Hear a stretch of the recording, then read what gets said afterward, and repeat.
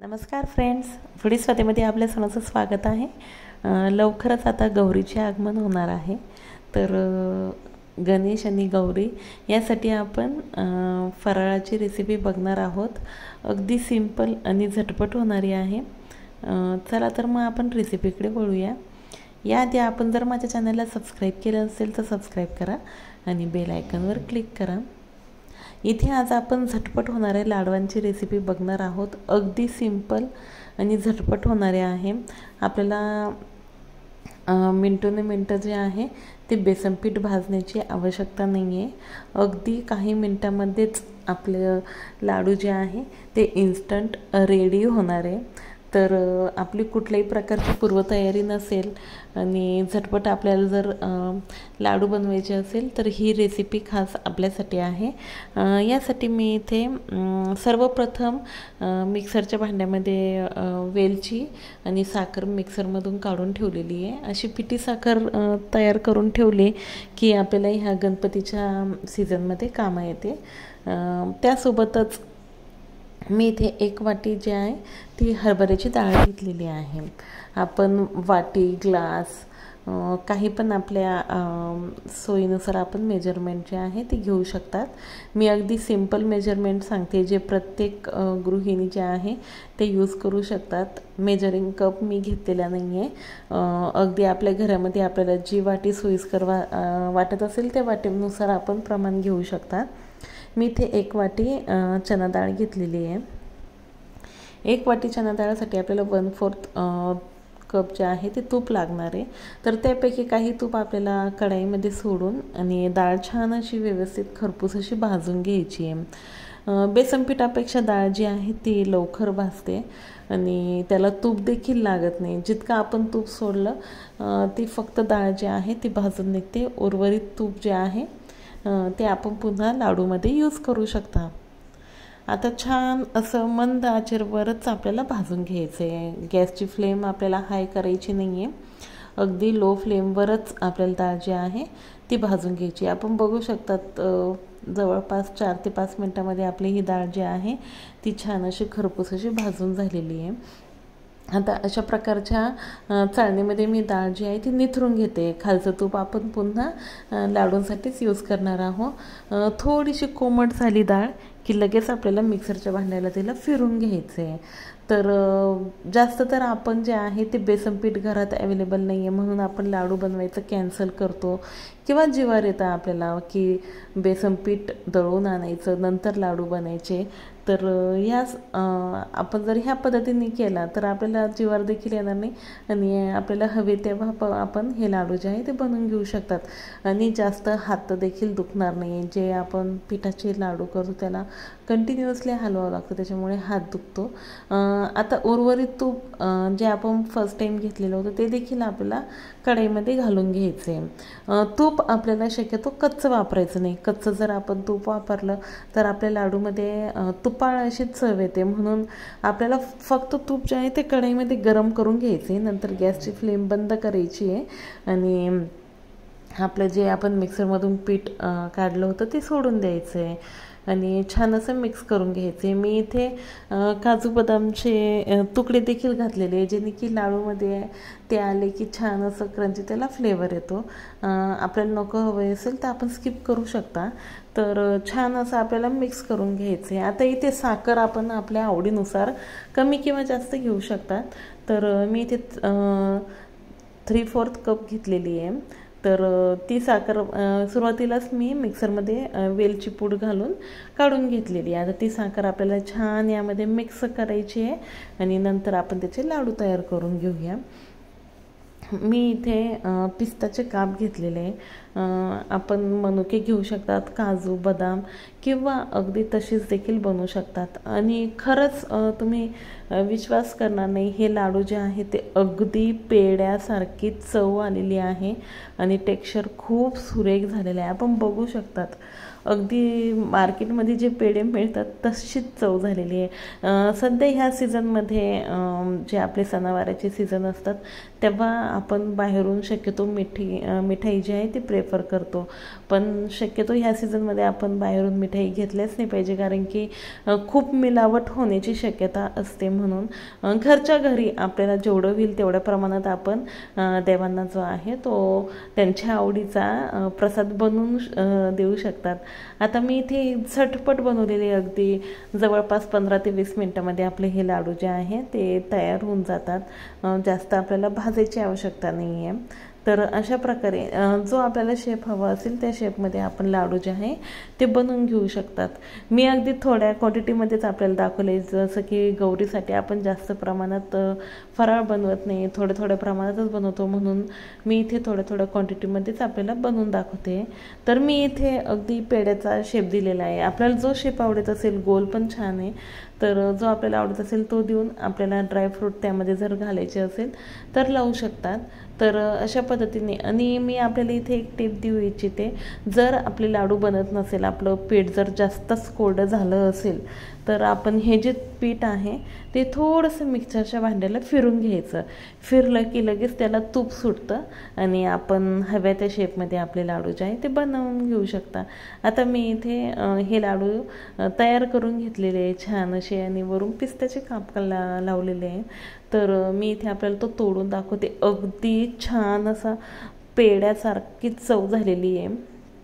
मुलांना तर कळणार सुद्धा नाही की आपण हे घरचे बनवलेले लाडू आहे. तर बघू शकतात, इन्स्टंट आपले हे लाडू जे आहे ते रेडी आहे. आपल्याला जर माझी ही रेसिपी आवडली असेल तर प्लीज माझ्या चॅनलला सबस्क्राईब करा, लाईक करा, कमेंट करा, शेअर करा आणि बेल आयकॉनवर क्लिक करा. मी इथे आपल्याला मोडून दाखवलेलं अगदी सुरेख असं टेक्स्चर झालेलं आहे. आता आपण चकलीच्या रेसिपीकडे वळूया. यासाठी मी इथे तांदूळ जे आहे ते छान असे धुवून आणि सुकवून घेतलेले आहे. फॅनखालीच सुकवायचे आहे आपल्याला, बाहेर उन्हामध्ये नाही सुकवायचे आहे. तर ते सुकवल्यानंतर मी इथे तांदूळ मिक्सरमध्ये छान अशी फाईन त्याची पेस्ट करून पावडर करून घेतलेली आहे. शक्यतो आपण गिरणीवरच दळून आणा, त्यांनी छान असं अगदी मऊसूत असं पीठ दळून येतं गिरणीवरनं. पण जर आपल्याला इन्स्टंट बनवायचे घरी आणि जर आपल्याकडे वेळ नसेल तर आपण मिक्सरच्या भांड्याला फिरून घेऊ शकतात. फक्त आपल्याला तांदूळाची पिठी जी आहे ती अगदी बारीक घ्यायची आहे. जर थोडी जरी ती जाड असेल तर आपल्या चकल्या जमणार नाही. तर मी इथे 3 वाटी, इथे देखील आपण आपल्याला जी वाटी हवी असेल त्या वाटीने मेजरमेंट घेऊ शकता. मी इथे 3 वाटी तांदळाचं पीठ घेतलेलं आहे. तर त्यासाठी मी इथे 1 वाटी फुटाण्याची डाळ, आपण त्याला डाळ देखील म्हणू शकतात किंवा फुटाण्याची डाळ देखील म्हणू शकतात, ती ऑलरेडी भाजलेली असते म्हणून त्याला भाजण्याची आवश्यकता नाही आहे. तर 3 वाटीसाठी 1 वाटी फुटाण्याची डाळ अगदी योग्य प्रमाण आहे. ती आपल्याला ती देखील मिक्सरला छान अशी फिरवून घ्यायची, नंतर चाळणीने चाळून घ्यायचे. शक्यतो तांदळाचं पीठ आपल्याला अगदी बारीकच घ्यायचं आहे. जर थोडंसं जरी जाड असेल तर आपल्या चकल्या जमणार नाही. तर त्याच वाटीने आपल्याला अर्धा वाटी तेलाचं मोहन घालायचं आहे. तेलाचं मोहन आपल्याला जास्त घालायचं नाही आहे. जर जास्त प्रमाणात घातले की आपल्या चकल्या ज्या आहेत ते तेलातच विरघळू शकतात. त्या अगदी त्याचा शेप व्यवस्थित येणार नाही, खूप ठिसूळ होतील. तर त्यासाठी आपल्याला तेलाचं जे मोहन आहे ते अगदी योग्यरित्याच घालायचं आहे. शक्यतो अर्ध्या वाटीपेक्षा आपण थोडंसं कमी देखील घेऊ शकतात, पण जास्त नाही घ्यायचं आहे आपल्याला. तर इथे सर्वप्रथम मी तांदळाचं आणि जे डाळवाचं पावडर आहे त्याच्यामध्ये छान असं तेलाचं कडकडीत गरम मोहन घालून मिक्स करून घेतलेलं आहे. शक्यतो मसाले घालण्याच्या आधीच मी मोहन घालून घेतले, कारण की मसाले घातल्यानंतर जर आपण मोहन घातलं तर आपल्या चकलीचा कलर जो आहे तो थोडासा काळपट असा होतो. तर म्हणून मी आधी मोहन घालून छान असं पिठाला मळून घेतलेलं आहे. आता यामध्ये आपण आपले ड्राय मसाले ॲड करून घेऊया. मी इथे थोडीशीच हळद घातलेली आहे, हळद जास्त नाही घालायची, त्याने नरम होऊ शकते आपली चकली. तिखट घालायचे चवीनुसार. धने पावडर मी इथे 2 चम्मच घातलेले आहे. जिरे पावडर अर्धा चम्मच घातलेले आहे आणि त्यासोबतच अर्धा चम्मच मी अख्खं जिरं देखील घातलेलं आहे. ओवा घातलेला आहे हातावर छान असं चोळून. मला ओव्याचा छान असा फ्लेवर आवडतो. जर आपल्याला आवडत नसेल तर आपण स्किप करू शकता, पण हिंग घालायचं आहे. हिंग अगदी चिमूटभर का होईना आपल्याला ह्या चकल्यांमध्ये घालायचं, अगदी छान अशी चव येते.